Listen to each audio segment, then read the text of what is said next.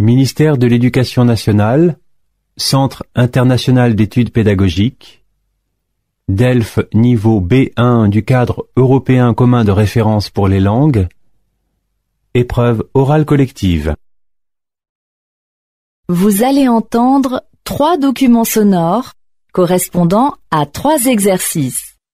Pour le premier et le second document, vous aurez 30 secondes pour lire les questions, une première écoute, puis 30 secondes de pause pour commencer à répondre aux questions, une seconde écoute, puis 1 minute de pause pour compléter vos réponses.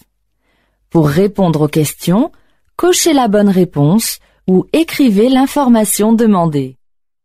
Exercice 1.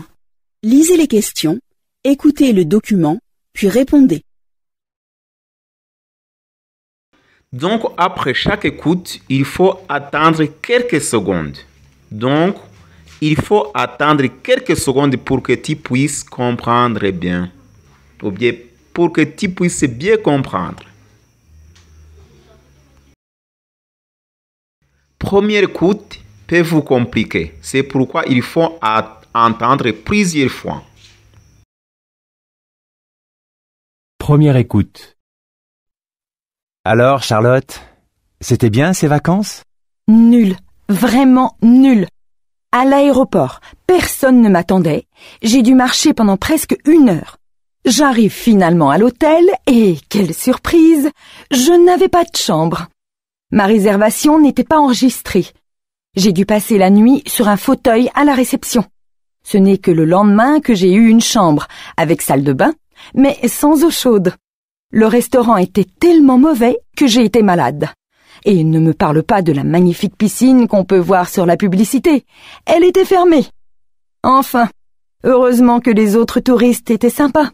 Ma pauvre Charlotte, tu n'as pas eu de chance. Mais pourquoi tous ces problèmes? On m'a expliqué que les propriétaires étaient nouveaux, qu'ils n'avaient pas beaucoup d'expérience et que c'était la première fois qu'ils recevaient un groupe de touristes. Et toi qui avais demandé pour ne pas avoir de problème à une agence de voyage d'organiser tes vacances. Oui, c'était une erreur, je le reconnais. Et toi, Paul, tes vacances, c'était comment? Eh bien moi, je voulais partir à la mer, mais finalement, à la dernière minute, j'ai changé d'avis. Je suis resté chez moi. Et je suis très content de ma décision car je me suis vraiment reposé. J'aurais dû suivre ton conseil et me méfier de cette publicité. La prochaine fois, si tu veux bien, tu m'aideras à préparer mes vacances. Pourquoi pas? Nous écoutons encore le document. L'habitude est une seconde nature.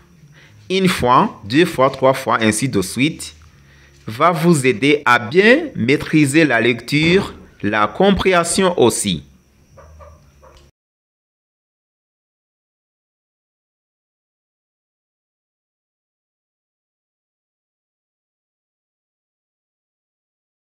Seconde écoute. Alors, Charlotte, c'était bien ces vacances? Nul, vraiment nul. À l'aéroport, personne ne m'attendait. J'ai dû marcher pendant presque 1 heure. J'arrive finalement à l'hôtel et, quelle surprise, je n'avais pas de chambre. Ma réservation n'était pas enregistrée. J'ai dû passer la nuit sur un fauteuil à la réception. Ce n'est que le lendemain que j'ai eu une chambre, avec salle de bain, mais sans eau chaude. Le restaurant était tellement mauvais que j'ai été malade. Et ne me parle pas de la magnifique piscine qu'on peut voir sur la publicité. Elle était fermée. Enfin, heureusement que les autres touristes étaient sympas.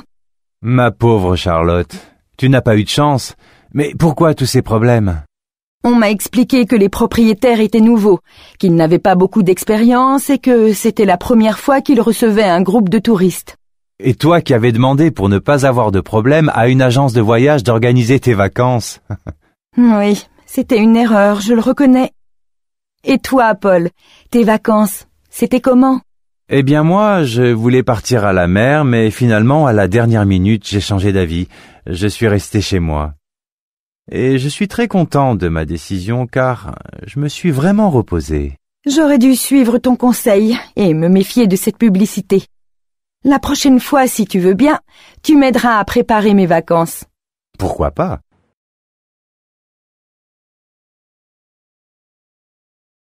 L'écoute de documents sonores va vous aider à comprendre, à avoir la capacité de bien comprendre la compréhension orale.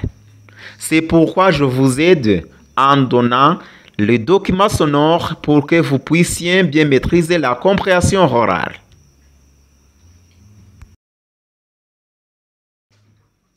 Nous allons entendre l'exercice 2. À votre attention, s'il vous plaît.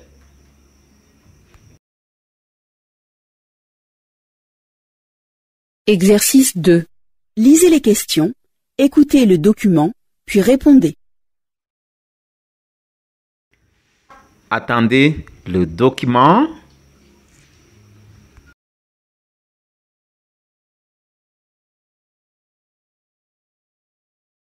Première écoute. Les derniers cadeaux viennent d'être déballés et certains d'entre eux ne vous ont pas vraiment fait plaisir. Alors, pour faire de la place dans les placards, il existe une solution simple et conviviale, le don. La pratique est dans l'air du temps. Les sites de revente et les sites de dons d'objets remportent un très grand succès. Plutôt que de jeter, il est possible de se débarrasser des objets inutiles en quelques clics et de faire des heureux. Consoblog.com est le portail de la consommation alternative. On peut y trouver de l'informatique, des vêtements, des magazines, des voitures et surtout des jouets pour enfants qui sont très recherchés parce que les jouets, c'est assez cher. Et aussi beaucoup d'appareils électroménagers. Le principe est simple. Lorsque vous n'utilisez plus quelque chose, vous passez une petite annonce et la personne que ça intéresse va vous contacter par courriel ou par téléphone. Elle passera chez vous pour récupérer l'objet. On donne parce qu'on se dit que parfois pour récupérer quelques euros, ça ne vaut pas la peine de perdre du temps à mettre un objet en vente ou parce qu'on peut faire plaisir à quelqu'un. Parce que c'est très pratique et c'est rapide.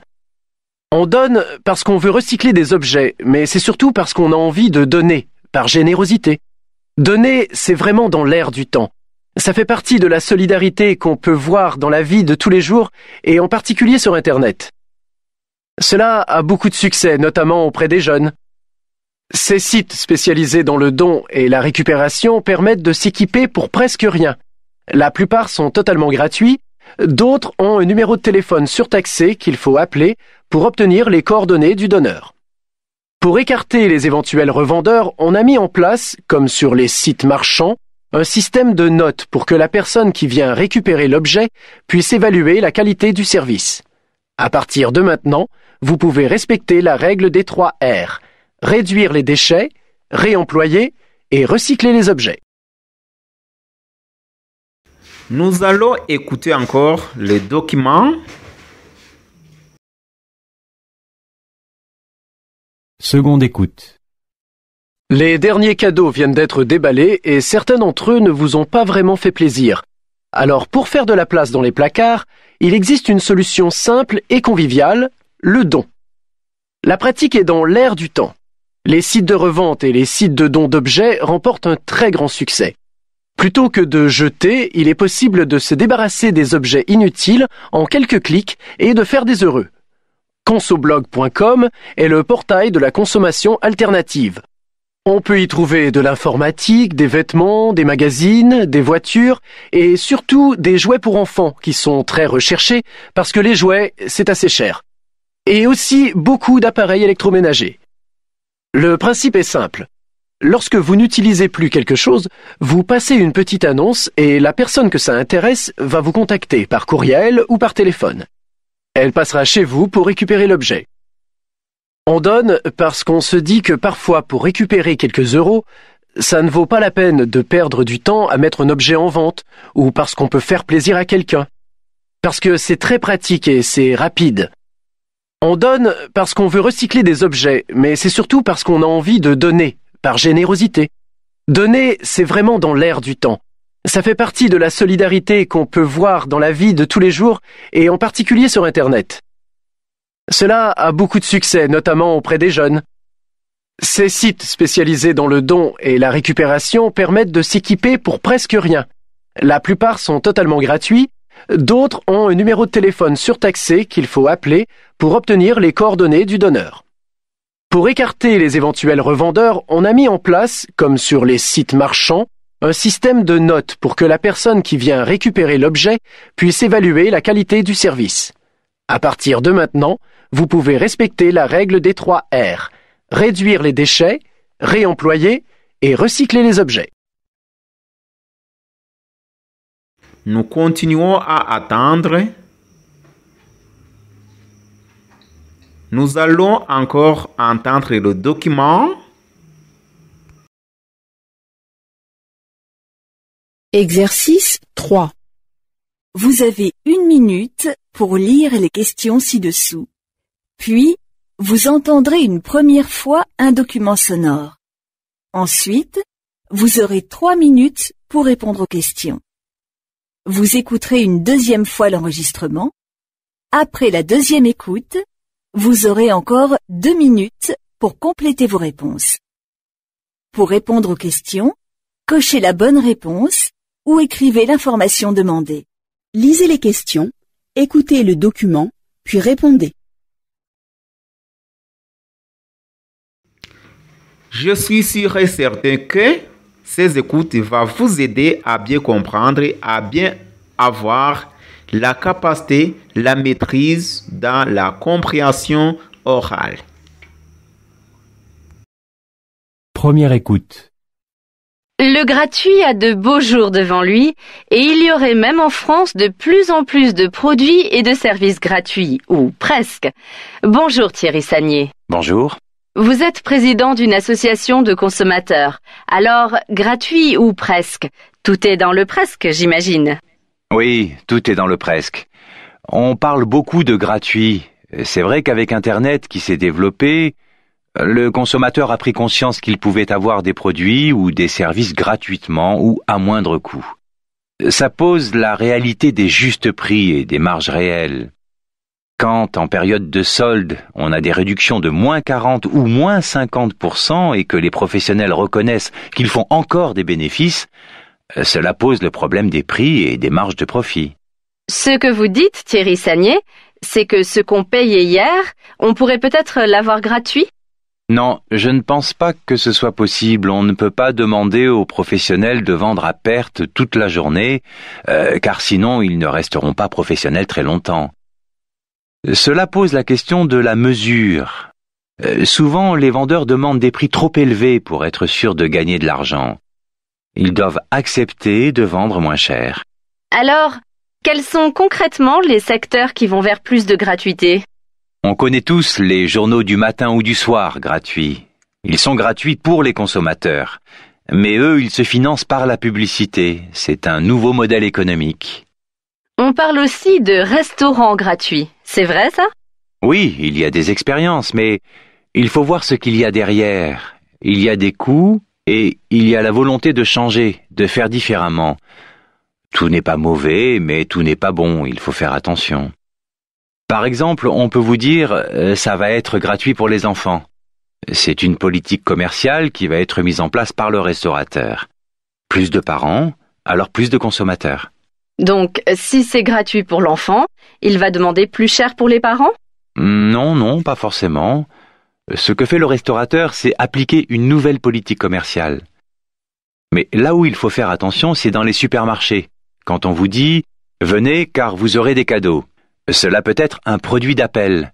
Quand le consommateur ira acheter un produit très peu cher, après il aura envie de revenir et on pourra lui vendre n'importe quoi à n'importe quel prix. Il sera attrapé. Il viendra plus souvent. Le consommateur doit toujours faire très attention. C'est une technique de vente adaptée à l'époque? Oui, vendre de meilleurs produits et moins chers et surtout proposer des services gratuits permet de toucher les consommateurs d'aujourd'hui. Merci beaucoup Thierry Sagnier. Seconde écoute. Le gratuit a de beaux jours devant lui et il y aurait même en France de plus en plus de produits et de services gratuits, ou presque. Bonjour Thierry Sagnier. Bonjour. Vous êtes président d'une association de consommateurs. Alors, gratuit ou presque? Tout est dans le presque, j'imagine. Oui, tout est dans le presque. On parle beaucoup de gratuit. C'est vrai qu'avec Internet qui s'est développé, Le consommateur a pris conscience qu'il pouvait avoir des produits ou des services gratuitement ou à moindre coût. Ça pose la réalité des justes prix et des marges réelles. Quand, en période de solde, on a des réductions de moins 40 ou moins 50% et que les professionnels reconnaissent qu'ils font encore des bénéfices, cela pose le problème des prix et des marges de profit. Ce que vous dites, Thierry Sagnier, c'est que ce qu'on payait hier, on pourrait peut-être l'avoir gratuit? Non, je ne pense pas que ce soit possible. On ne peut pas demander aux professionnels de vendre à perte toute la journée, car sinon ils ne resteront pas professionnels très longtemps. Cela pose la question de la mesure. Souvent, les vendeurs demandent des prix trop élevés pour être sûrs de gagner de l'argent. Ils doivent accepter de vendre moins cher. Alors, quels sont concrètement les secteurs qui vont vers plus de gratuité? On connaît tous les journaux du matin ou du soir gratuits. Ils sont gratuits pour les consommateurs. Mais eux, ils se financent par la publicité. C'est un nouveau modèle économique. On parle aussi de restaurants gratuits. C'est vrai, ça? Oui, il y a des expériences, mais il faut voir ce qu'il y a derrière. Il y a des coûts et il y a la volonté de changer, de faire différemment. Tout n'est pas mauvais, mais tout n'est pas bon. Il faut faire attention. Par exemple, on peut vous dire ça va être gratuit pour les enfants. C'est une politique commerciale qui va être mise en place par le restaurateur. Plus de parents, alors plus de consommateurs. Donc, si c'est gratuit pour l'enfant, il va demander plus cher pour les parents? Non, pas forcément. Ce que fait le restaurateur, c'est appliquer une nouvelle politique commerciale. Mais là où il faut faire attention, c'est dans les supermarchés. Quand on vous dit « Venez car vous aurez des cadeaux », cela peut être un produit d'appel. Quand le consommateur ira acheter un produit très peu cher, après il aura envie de revenir et on pourra lui vendre n'importe quoi à n'importe quel prix. Il sera attrapé. Il viendra plus souvent. Le consommateur doit toujours faire très attention. C'est une technique de vente adaptée à l'époque? Oui, vendre de meilleurs produits et moins chers et surtout proposer des services gratuits permet de toucher les consommateurs d'aujourd'hui. Merci beaucoup Thierry Sagnier. L'épreuve de compréhension orale est terminée. Passez maintenant à l'épreuve de compréhension écrite.